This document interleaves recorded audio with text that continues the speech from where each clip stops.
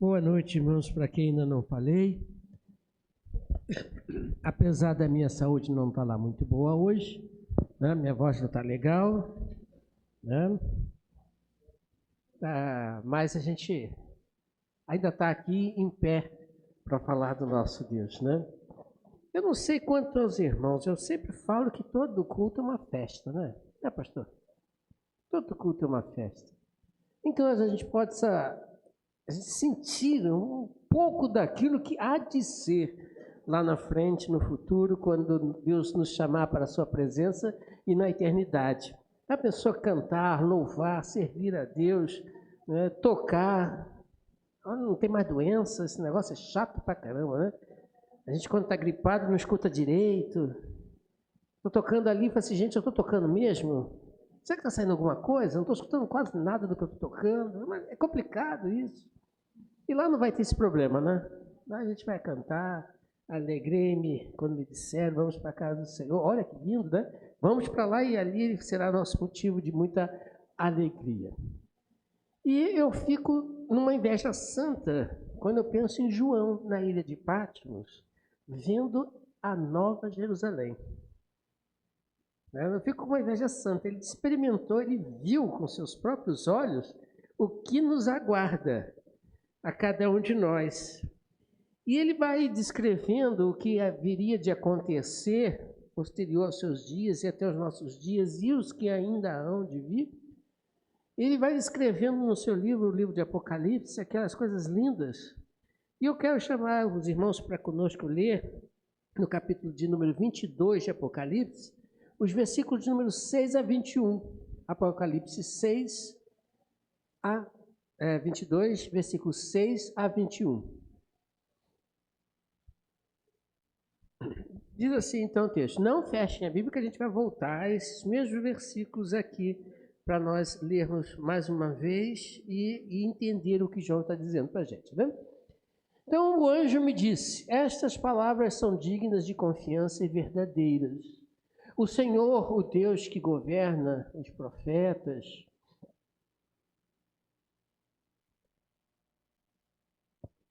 enviou o seu anjo para mostrar aos seus servos as coisas que em breve hão de acontecer. Eis que veio em breve. Bem-aventurado é aquele que guarda as minhas palavras da profecia deste livro.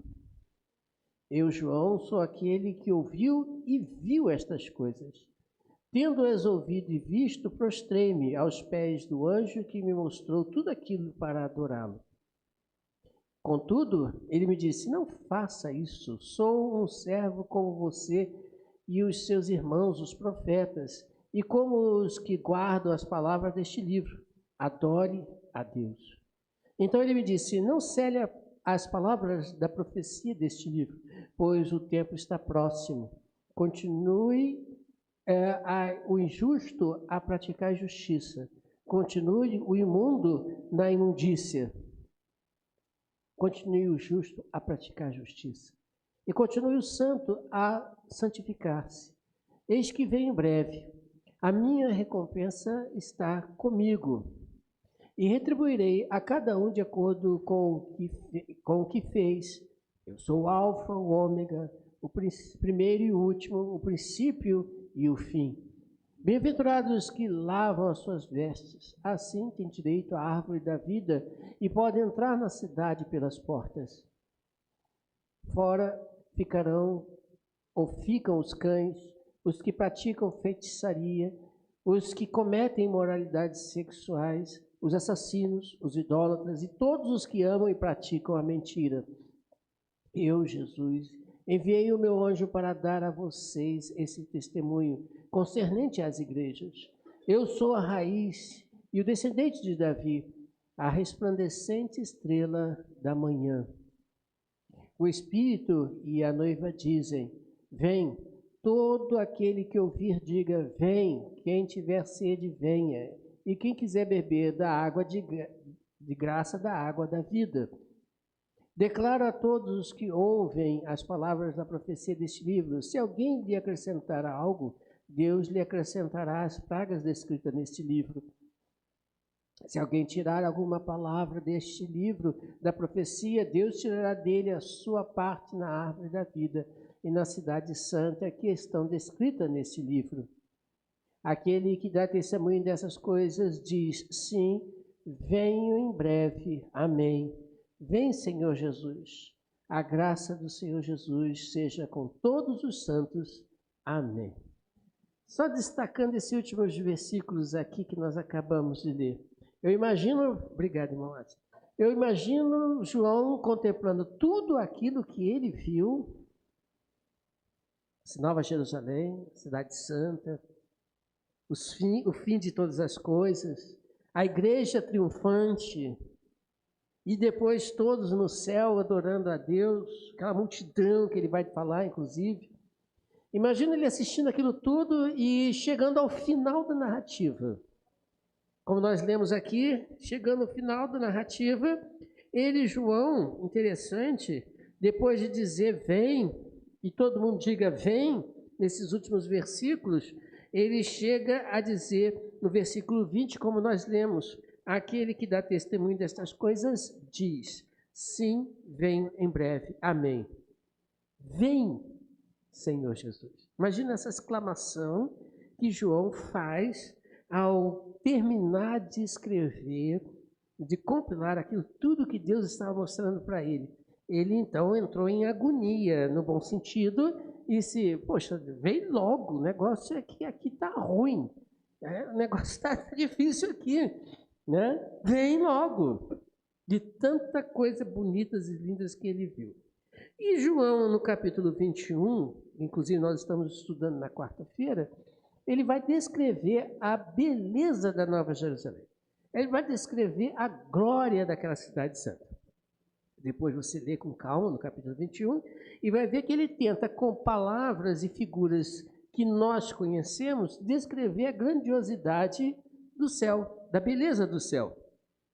É claro que nós não temos palavras para expressar o que é tão maravilhoso, eternamente maravilhoso e infinitamente maravilhoso. Nós não temos palavras.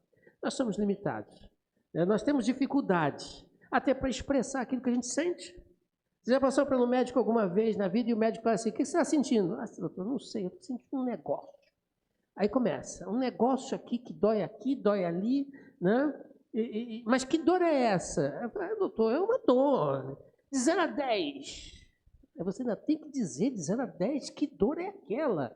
O negócio é complicado, né? Quer dizer, você não consegue nem dizer a dor que você sente, imagina descrever o indescritível que é o céu. Então João diz, Senhor, logo vem logo. Esse negócio aqui está complicado, porque eu quero desfrutar desta grandiosidade. E aí João, nessas últimas linhas, escrevendo, ele deixa para a gente alguns comentários interessantes. Para quem não sabe, Apocalipse não quer dizer destruição. O pessoal, quando vê no filme, Apocalipse, aí pensa logo em destruição, né? Terremoto, maremoto, tsunamis, prédio caindo, a terra se abrindo, uma coisa assim do tipo, né? O pessoal logo pensa em destruição. Mas Apocalipse não quer dizer isso. Nós já fizemos, inclusive, um estudo há um tempo atrás, não sei se todo mundo aqui estava na época, e eu falei o que era Apocalipse, o que significava Apocalipse. Se alguém aqui lembra, pode arriscar e dizer. O que quer dizer Apocalipse? É revelação. A gente sabe, a gente aprende, livro das revelações. Mas ele tem uma palavra mais precisa no grego, Apocalipse, quer dizer o quê? Quem lembra? Eu sei que faz muito tempo, eu sei, né? A gente tem mente curta. Apocalipse, ela deriva de duas palavras, que traduzidas em português, em bom português, dizer trazer à luz. Trazer do oculto à visão, à luz. Aquilo que estava na sombra, difícil de se ver, e agora é trazido para fora.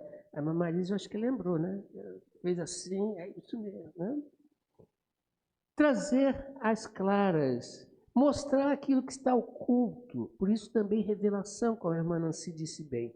A palavra Apocalipse quer dizer isso, mostrar o que está oculto. E o que João descreve aqui nesse último capítulo do livro, para que a gente possa pensar nele, porque também tem alertas aqui muito importantes. Não sei se você percebeu na leitura. Voltando ao versículo de número 6, João já começa dizendo, vai concluindo, né, vamos dizer assim, sua narrativa, dizendo o seguinte: estas palavras, diz ele, são o quê? Fiéis e verdadeiras. Estas palavras são palavras fiéis e verdadeiras. Por que ele diz isso? Você já fez essa pergunta? A gente sabe que a Bíblia é a palavra de Deus. E tudo que Deus diz é verdade. Isso eu sei, você sabe, nós sabemos disso. Mas por que ele tem que dizer isto? Estas palavras são fiéis e verdadeiras. Será que alguém poderia discutir isso? Será que alguém poderia questionar isso? Seria que poderia passar na cabeça dele que alguém no futuro viesse a questionar tais palavras que ali estavam escritas? Pode até ter passado pela cabeça dele. Mas eu sou um camarada, gosto de curiosidades do tipo, né? E vou fuçando, né, na escrita, fuçando nos originais, né? Vou descobrindo mais alguma coisa. João não está querendo simplesmente dizer assim para você, ó, acredite porque é verdade. Não está querendo dizer isso, não. Também, por cima pode até ser. Ele está dizendo o seguinte, que para você entrar no céu, você precisa ter fé. Essa expressão aqui, que traz a ideia de ninguém pode questionar porque é verdade, é mais profundo no sentido, você para entrar no céu precisa ter fé. É aquele negócio que você às vezes, antigamente tinha muito isso, né? No cartório tinha dou fé, né? A gente até falou isso uma vez aqui, né? Dou fé. Ou seja, eu estou dizendo que isso que está escrito aqui realmente é verdade. Ele está assinando, ele é testemunha ocular. Está confirmando aquilo ali. Você e eu não vimos o céu. Você viu o céu? Se você viu, me fale por onde foi, porque eu não consigo. Eu não vi o céu ainda. Eu vejo pela Bíblia, pela narrativa bíblica, como ele, João, viu e na sua linguagem tentou descrever para que eu pudesse entender mais ou menos aquilo que ele estava vendo.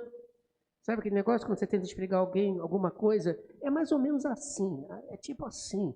Você está tentando passar para aquela outra pessoa aquilo que você enxergou e que, diga-se de passagem, necessariamente pode até ser bem diferente do que realmente você viu. Né?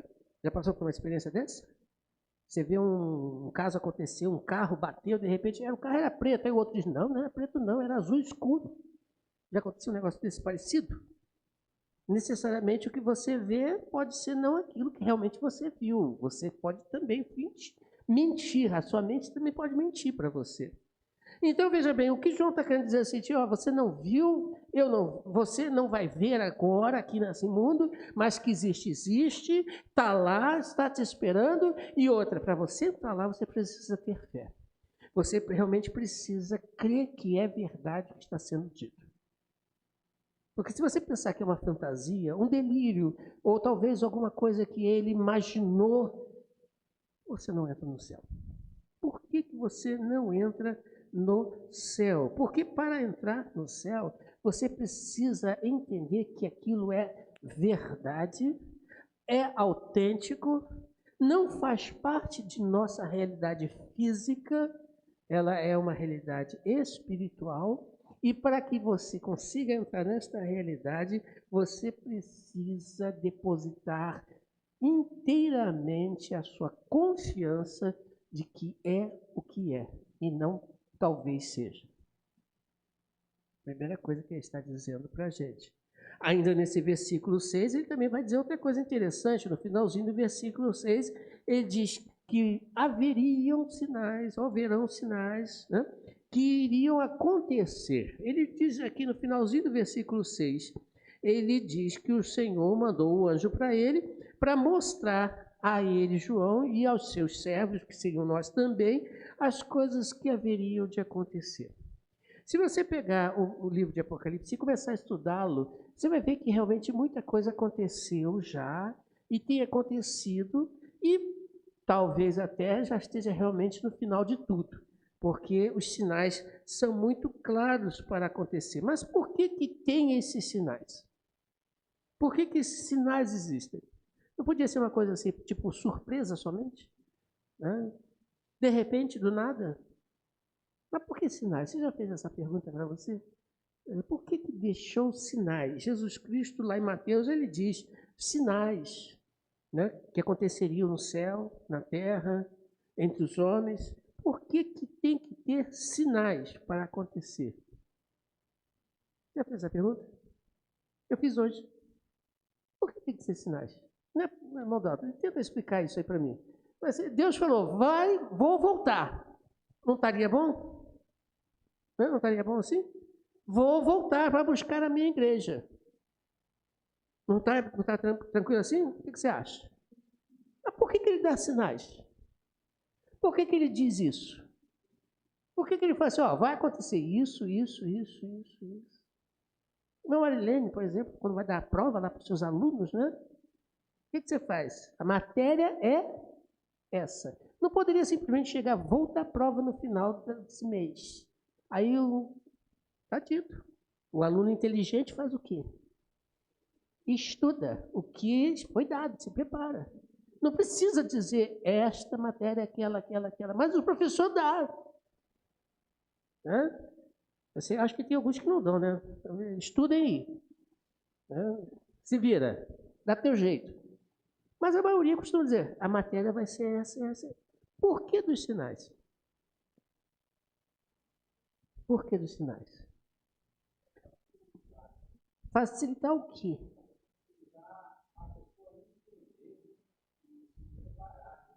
Sim, concordo, para se preparar, para não ser pego de surpresa e tal, ótimo. Para ser prudente, muito bem também. Mas tem uma coisa interessante. Como é que você sabe que A é A e B é B?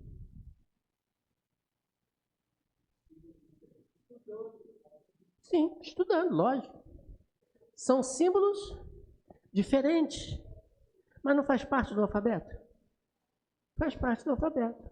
Mas cada um tem a sua característica. Cada um tem a sua característica. E você já leu na Bíblia que Satanás também faz sinais? Você já leu na Bíblia isso? Que Satanás também tem a possibilidade de fazer sinais? Ele cura. Sabia dessa? Satanás também cura. Oh, pastor, mas Satanás cura? Ele também dá sucesso para muitas pessoas. Dá vida para muitas pessoas, uma vida excelente. Se você olhar na Bíblia, você vai encontrar muitas pessoas que também Satanás, vamos dizer assim, abençoou, entre aspas, bem grande. Mas, no entanto, estão perdidas. O que Deus quer dizer com isso? Haverão sinais. Ele está dizendo o seguinte, não seja bobo. Não se deixe levar por qualquer coisa. Existem sinais que serão mandados para que você entenda quem está com a verdade. Porque Satanás pode fazer, realmente faz. Mas como saber se aquele sinal é de Deus ou é do diabo? Como saber? Pela palavra de Deus. Pela palavra de Deus. Por isso, no versículo 7, João diz o seguinte, que Deus fala para ele, eis que vem em breve, feliz é aquele que guarda as palavras da profecia deste livro. Existem livros que dizem aí que as pessoas profetizaram muitas coisas com relação ao futuro. Você conhece alguns, talvez o mais comum deles é o tal do Nostradamus, né? Muita gente fala dos escritos dele, né? Ele pode ter acertado? Muitos, com certeza pode ter acertado, mas é fácil dizer para todo mundo que um dia pode acontecer um terremoto em um determinado lugar. E aí? Pode ser. Você lembra quando Moisés com Arão foi lá na frente de Faraó e jogou a sua vara e essa vara se transforma em serpente? O que fizeram os magos também? os magos de Faraó, jogaram também suas varas no chão e essas se transformaram em serpentes também. Mas qual o detalhe? A vara de Arão engoliu as cobras, né, das varas dos magos. Veja o detalhe. Veja o ponto principal. Quando João diz assim, aquele que guarda as palavras da profecia desse livro, ele está dizendo para mim e para você, não perca tempo com qualquer outra coisa que possam te apresentar, parecendo até vir de Deus. Não perca tempo indo atrás dessas coisas, porque essas coisas, elas simplesmente poderão te levar para outros lugares que não o reino dos céus. Existe até um ditado popular que o pessoal gosta muito de falar, né? Que todos os caminhos levam a Deus. Deixa eu ver esse ditado? Eu também. Toda semana, se bobear, alguém me fala uma coisa dessa, né? Eu concluo assim. De fato, você está certo, mais ou menos, né? Todos os caminhos levam a Deus. O problema é depois disso. Porque todo joelho vai se dobrar diante de quem? Então, todo mundo vai chegar diante de Deus. O problema é depois. Porque Deus vai dizer para um grupo de pessoas o seguinte: vinde, né? Vinde benditos do meu Pai, possuí por herança o quê? O céu que está preparado. E para um outro grupo ele vai dizer: apartai-vos de mim, vós malditos que praticais a iniquidade. Todos vão estar um dia diante de Deus, então todo caminho leva até Deus. O problema é passar de Deus. Estarão diante de Deus, sim, mas vão entrar no céu?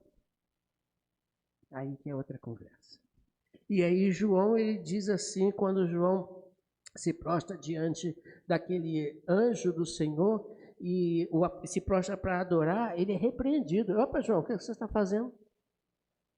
Já está entrando por um caminho diferente, João? Em outras palavras. Mal comecei a terminar o assunto, você já está se desviando. Adore a Deus.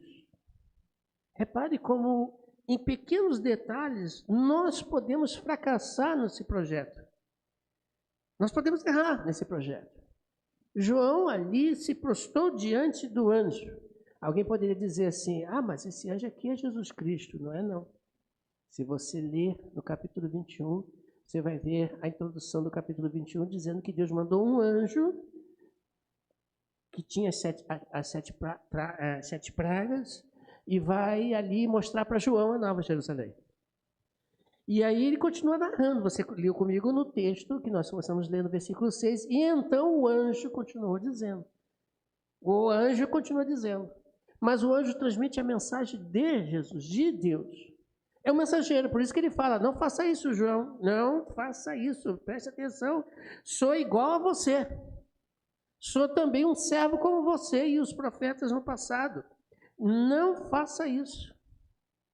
Olha a sutileza que Satanás pode induzir a pessoa a fazer.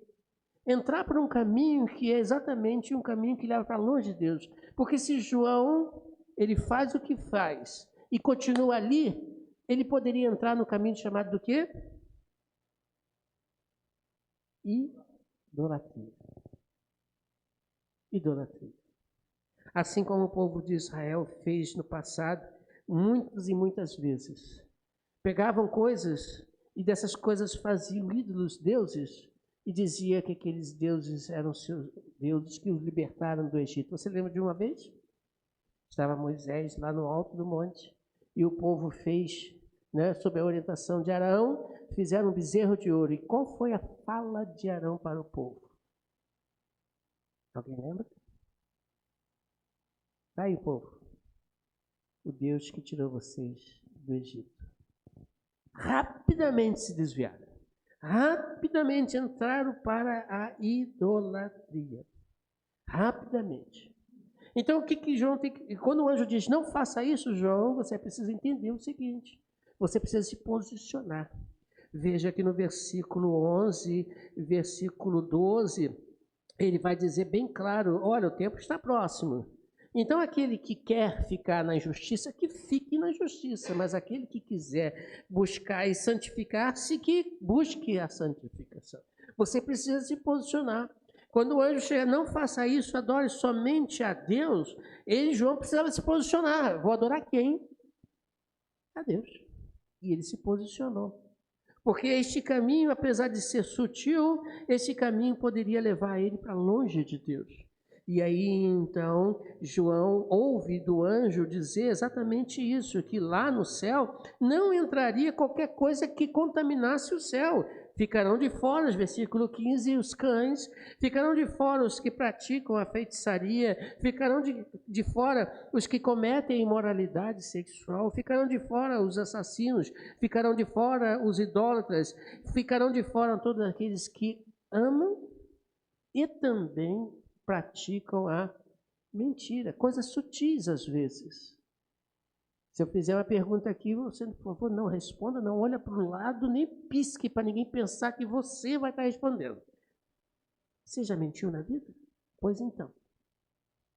Aí, eu vou ficar de fora. Calma lá, alto lá. Você está ainda no teu corpo de pecado. Não é isso que Deus quer, mas acontece, infelizmente, os acidentes de percurso. Mas só pelo fato de você um dia já ter pecado, seja lá qual foi, você precisa entender que para entrar no céu, você precisa se santificar. E aí João vai caminhando com o anjo, aliás, vai caminhando com João e vai dizer o seguinte: olha, João, Deus vem em breve. Ele vai bater o martelo. E quando ele bater o martelo, ele vai bater o martelo justamente para todas as pessoas que se posicionaram ou com ele ou sem ele. E ele pode fazer isso? Pode sim. Por quê? Porque ele é todo poderoso. Eu sou o alfa, o ômega. Quem não sabe o que é alfa e ômega, eu digo agora. São as letras do alfabeto. Que alfabeto? Grego. Lá estou eu com o grego de novo. Né? É o princípio e o fim. É o primeiro e o último. Eu sou eu. Vamos dizer assim. Você é, mas você não é você totalmente, porque você precisa dos outros que estão do teu lado para sobreviver. Mas Deus não precisa de ninguém. Por isso ele diz: eu sou o princípio e o fim. Tudo que existe, existe por Deus, para Deus. Então ele pode bater o martelo. Ele pode dizer: você se posicionou, ótimo, então agora você recebe o seu destino, céu ou inferno. E ele, João, vai dizer o seguinte: olha, então já que você precisa se posicionar, eu aconselho, diz o anjo, né?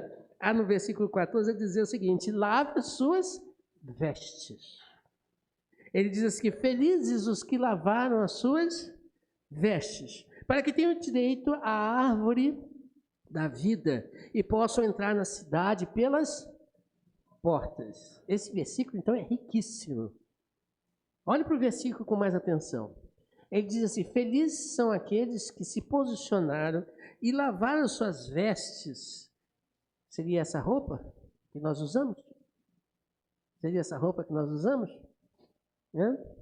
Vou te dizer uma coisa: quando você acaba de pendurar a roupa no varal para secar, já começou a sujar, sabia dessa?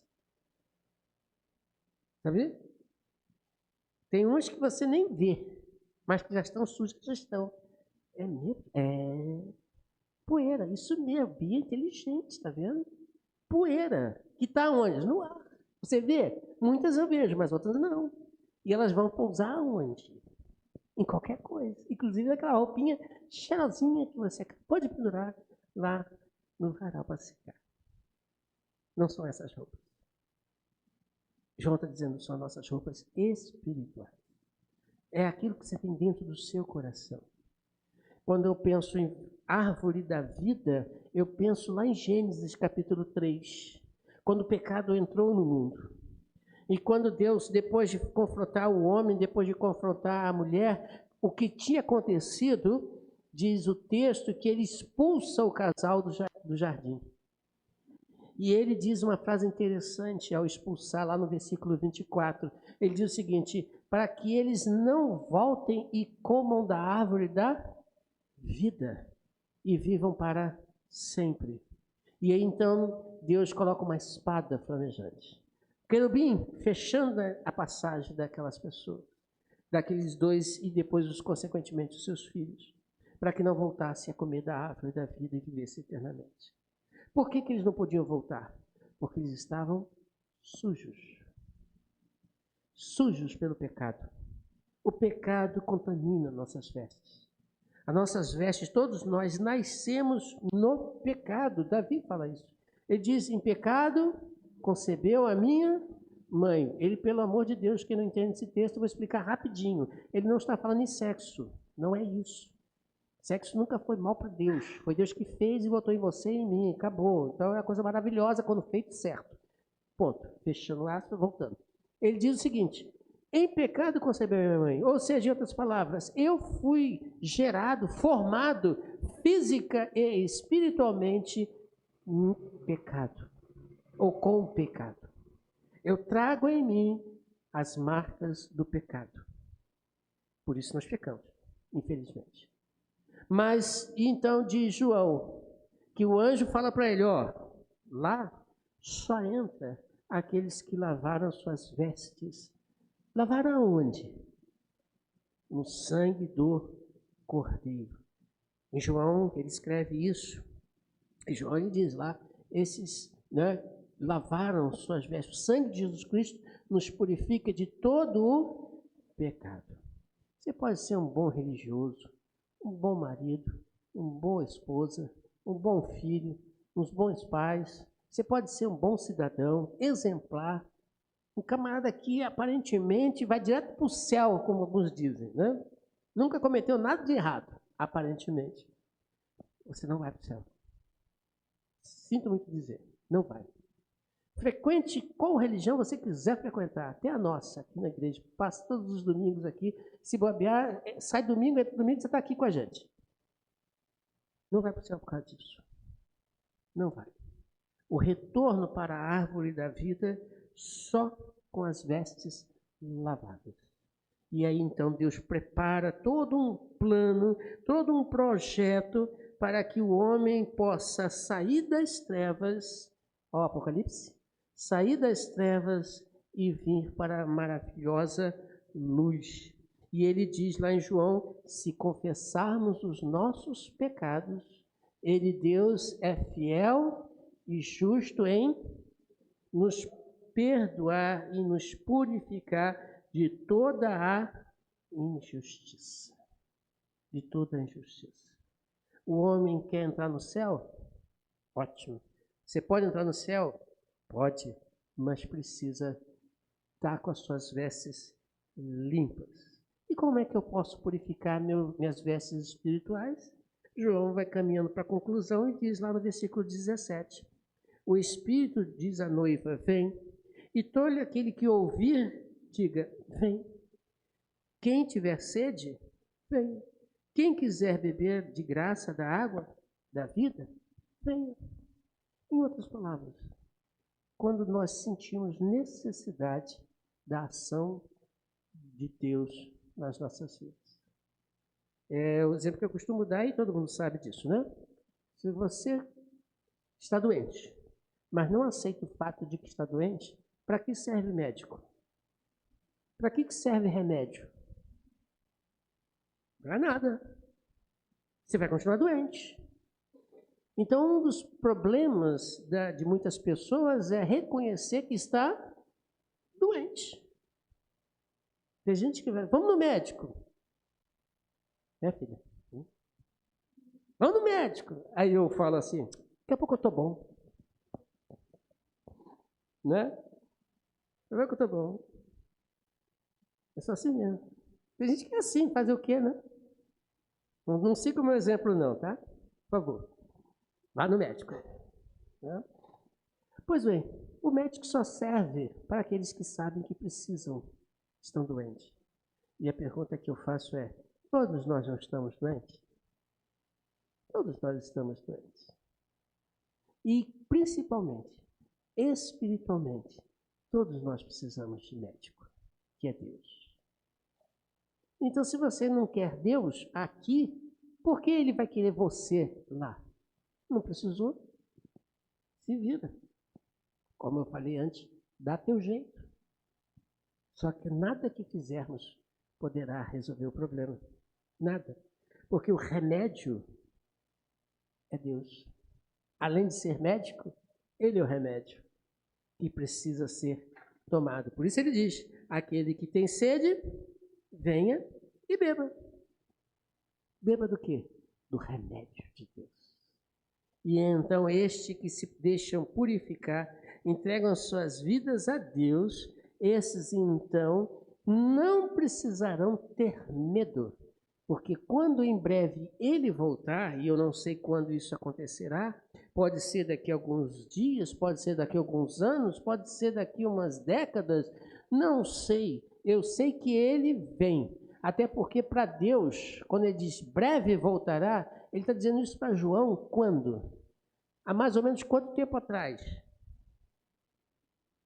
Hã? Pode chutar. Há 2000 anos e pouco atrás. Que pode ser 2 dias, porque 1000 anos pode ser um dia para Deus. Então, não há tempo para Deus. O que você acha que é muito, para Deus pode ser nada. Não é verdade? Então, veja, ele pode vir a qualquer hora. Uma coisa é certa, inclusive a irmã Ruth falou hoje de manhã, né? Uma coisa é certa, todo mundo vai morrer. Queira você não, sim ou não, vai morrer. E aí vai dizer igual o outro, morreu. E aí quando você morrer, você vai se encontrar com Deus. E aí vem a frase, todo caminho leva até Deus. O problema vai ser depois. Não é verdade? Então o que João está dizendo aqui? O que muitos podem dizer, mas não querem dizer.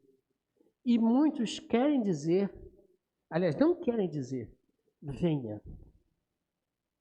Venha. Você não sei de mim. Se disser assim, você quer que ele venha agora? Eu digo, amém, vem agora. Não quero nem ir para casa, vem agora.